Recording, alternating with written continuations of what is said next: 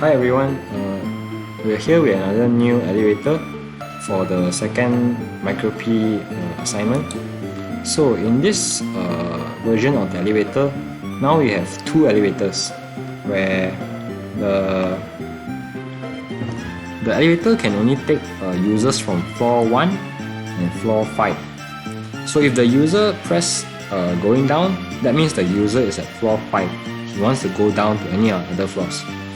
The user press going up, that means the user is at floor 1, the ground floor. He wants to go up to any of the other floors.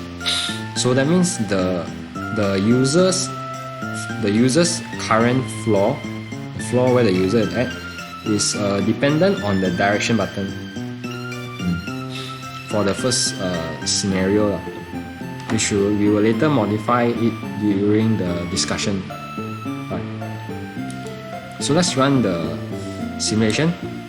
In the first simulation, you want to simulate the case where I'm going down from, let's say, that means going down, start from floor 5. I want to go down to floor 2. So I'll press the go down button here. All our inputs are in the port D, and elevator 0 is here, elevator 1 is here. And here will show us which floor the user is at, and also for our emergency display. So I go down. When I press go down, the elevator nearest to floor 5 is elevator 0, which is at floor 3. So we'll see the elevator 0 will start moving from 3 to 5. So I press go down. So the elevator 0 start to move to 5. Now once I'm at floor 5, the user enters. Now the user choose which floor he wants to go to, which is floor 2. So here I click 2. So the elevator 0 starts to move to floor 2. So once I reach the LED on the right here, floor 2 will blink to indicate that I've already reached floor 2. So to restart a new case, I have to off all the buttons from previous case. Off. So next case I want to show is how to move, go down from floor 5 to floor 3. And in this case, you'll see that the two elevators are at the same level, both at floor 2. So that means the nearest elevator is actually to the floor 5. Is the both of them. They are equidistant to floor 5 where the user is at. So in this case, we default choose elevator 1 to be the elevator that we'll use. So when I press go down, you'll see elevator 1 moves to floor 5.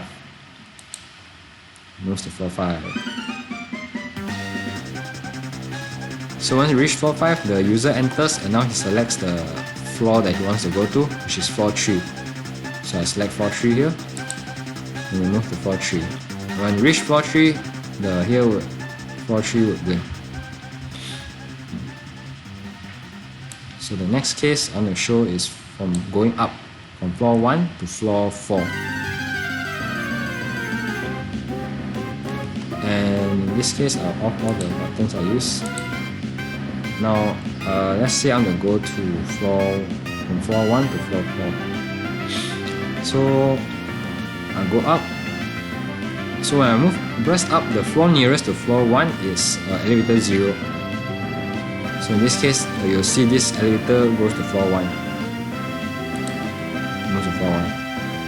So right now, I'm going to go to floor 4. I'll press here, floor 4, and move up to floor 4.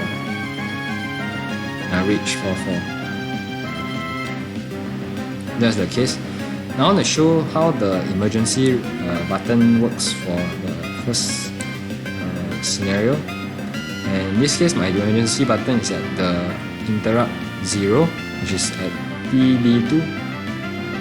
If I press the emergency button, the elevator door will start to open, and then the emergency lights will start to blink. So let's show a case where I'm in moving. That will be much more interesting. Let's say I want to move, this time I want to move down from floor 5 to floor 1. So in this case, this floor would move from nearer to floor 5. Down. Oh, I off all my buttons first, sorry. Let's say I'll move down. So this elevator will go to floor 5. Now I'll go to floor 1.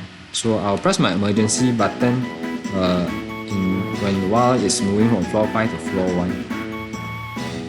Floor 1, it's now faster on my emergency.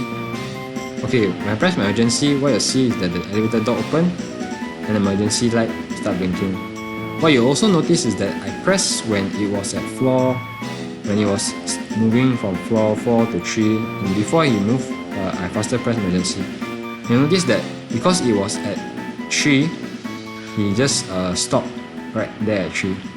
Which means he could be at floor 3, yes, but he could also be in between, like when you're moving from floor 3 to 2, he could be halfway in between that distance, that range. Means he could be in between floor 3 and floor 2, but he will still read as floor 3 because he have not reached floor 2 yet. So that means if the elevator stopped midway between floors, even though if I open the door, the user would not find any hole in the wall to escape through. There's no like door for him to come out out of the elevator. He'll just like be seeing a whole wall of the wall. So this is a problem for the first scenario, which we will try to modify during the discussion part. So this is done for the first part of the assignment, where we simulate the elevator, the 2 elevators.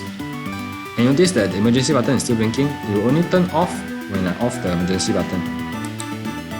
So we continue moving. Okay.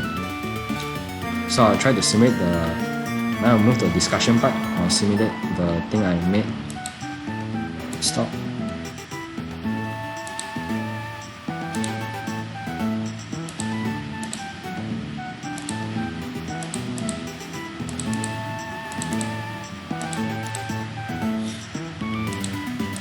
Okay, so now in the second simulation, right, the user current floor, the user's floor where the user is calling for the elevator, is no longer dependent on the direction button anymore.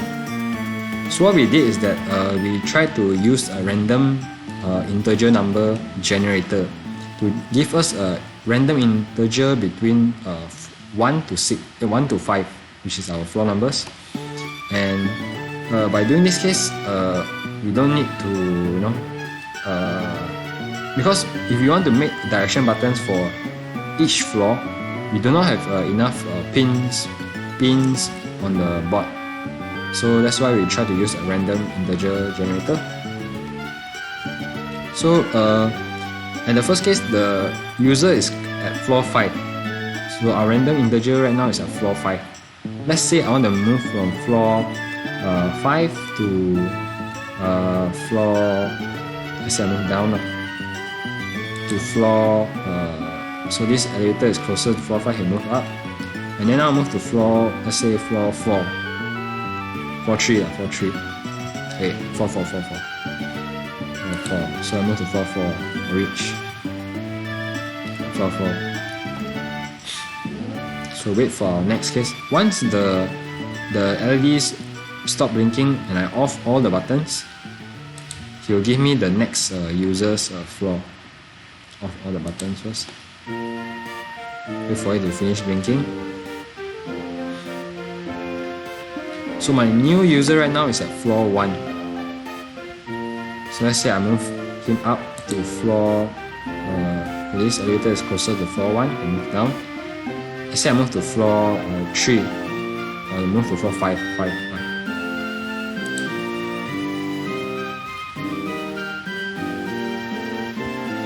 So I blink floor 5, I reach floor 5. Let me off all the buttons first and wait for the LED to finish blinking.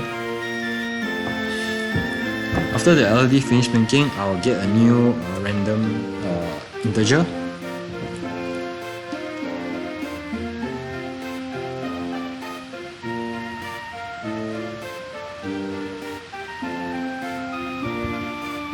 So my new random integer right now is at floor 4.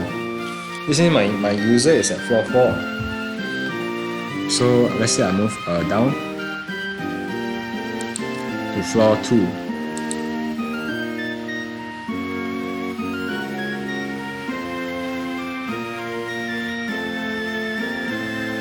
So it reached floor 2 already. So that's the demo. Now I'm going to show how the new interrupt works. The new interrupt works such that the new user, when the elevator is moving,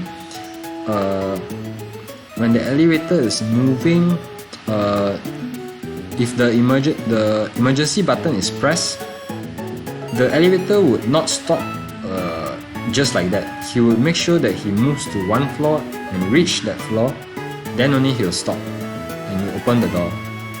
This to prevent any stopping midway between floors.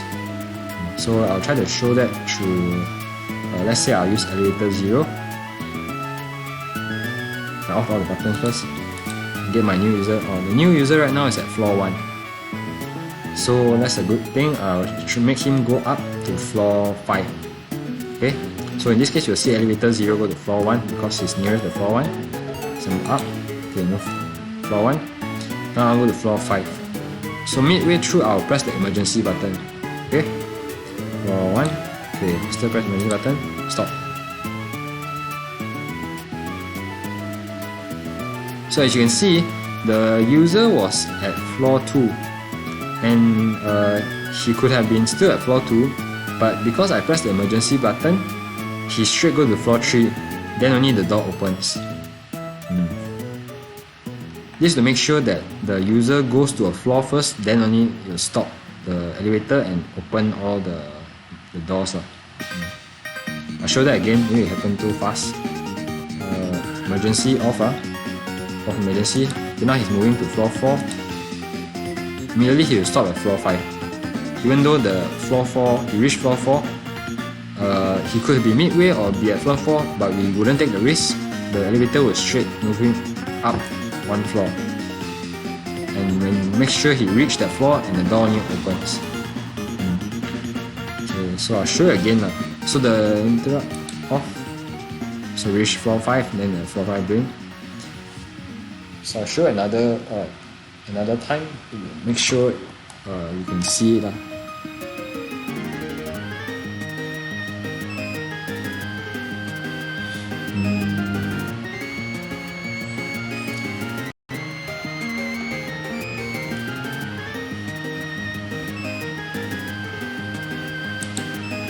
Off our buttons. So new user is at floor 4 now. So in this case, I will try to make him go down to floor, let's say floor 1. So I'm down. So this elevator 1 will go, and then floor 1. I'll quickly press my emergency because the distance is quite near. Emergency, so move to floor 2. Even though he's he just only started going to floor 3. And when I press the emergency button, he moved to floor 2 first, then only he will stop. So that's how my new interrupt works. Just to make sure that the elevator does not stop midway between floors, so when the door opens, he won't just see a wall. He makes sure that he'll move to the next floor, and then when he reach the next floor, then only he'll open the door. Make sure that the user can exit through the proper floor. That's it for our microprocessor second assignment, and yeah, hope you like the video and hope you get what I'm trying to explain. Thank you for your time. Okay, bye bye.